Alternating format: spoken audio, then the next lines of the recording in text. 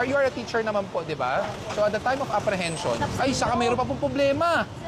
Hinarangan yung pedestrian, crossing. Sir, ako lang hinahingi ng pasensya. Hindi ko naman po talaga Ma'am, alam. pag binigyan ko kayo ng konsiderasyon, irereklamo po tayo. Yan po, lagpas nga po talaga sa sidewalk. Ang laki po na nilagpas. Next time, hindi naman po park dyan. Ma'am, ang tagal na po ng consideration na binigay po namin since December. Hindi ko alam. Ma'am, hindi po pwede hindi nyo alam. Ayan mo po. Ha, Hindi ko po alam. Ako humingi ng pasensya. Sir, dito kayo po ba driver? Ako hindi. Ako po muna. Alam ko na po yung paliwanag nyo. Yes, sir. Hindi nyo po alam, etc.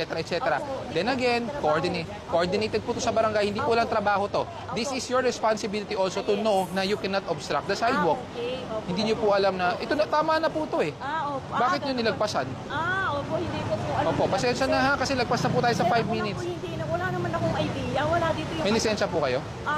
Wala akong idea. May license po kayo? Yung kukunin ko na Nasaan lang po? Kukunin ko na lang po ang susi, sir. Ay, hindi po. Kailangan po, ang mag-aalis po niya may lisensya. Pero lagpas na rin po sa 5 minuto po yan. Sir, ako naman po, kaya nga po, kanina pa po ako naghahanap sa Ay, inyo. saka mayroon pa pong problema. Sir, Hinarangan yung pedestrian, crossing.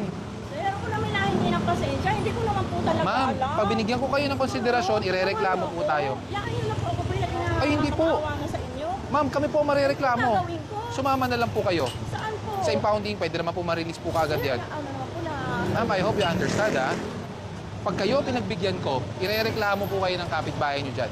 Ang driver nila lumabas pero lagpas na po sa consideration natin na 5 minutes. They will be the one to complain.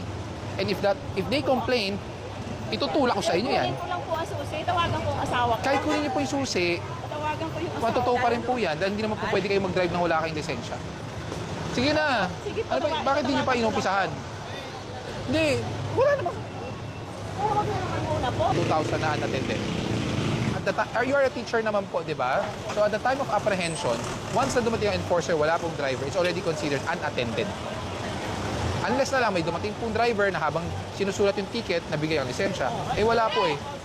Dito naman po eh. Wala po. Parating na po. Wala po. Hindi naman po kami pwede maghintay. That would be unfair for other people.